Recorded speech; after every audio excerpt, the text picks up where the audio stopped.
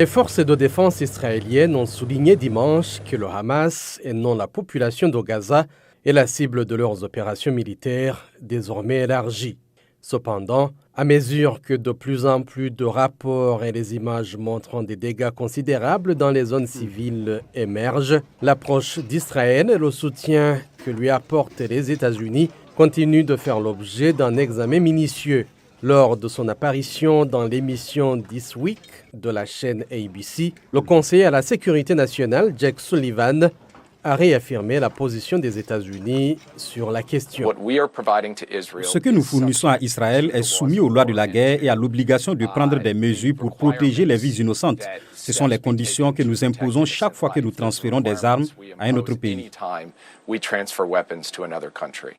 Des proches des otages pris par le Hamas lors de l'attaque du 7 octobre en Israël ont exprimé leur inquiétude quant à l'offensive terrestre qui pourrait mettre en danger les personnes kidnappées. Mais M. Sullivan a ajouté que plusieurs efforts sont actuellement déployés pour les ramener sains et saufs à la maison. Nous sommes prêts à soutenir les pauses humanitaires afin que les otages puissent sortir en toute sécurité et nous continuerons à y travailler chaque jour.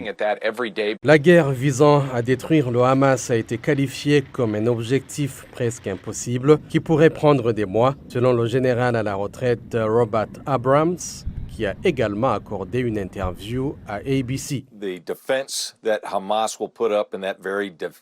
La défense que le Hamas va opposer dans ce terrain urbain très dense, contrairement à tout ce que nous avons vu ces dernières années, va nécessiter des combats très acharnés tout en veillant simultanément à ce que les Israéliens ne ciblent pas involontairement les lieux où se trouvent les otages. Le général Abrams a également discuté des questions qui devront être abordées après la fin du conflit militaire.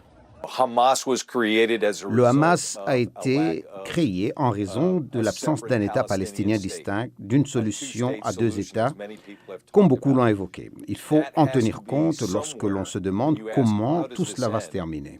Cela doit être pris en compte dans l'équation.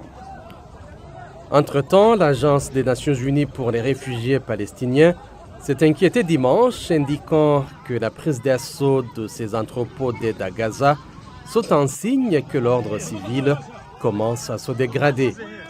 Cette mise en garde est intervenue alors que le pape François a renouvelé ses appels à un cessez-le-feu à Gaza et à la libération des otages, dont beaucoup sont présumés avoir une double nationalité.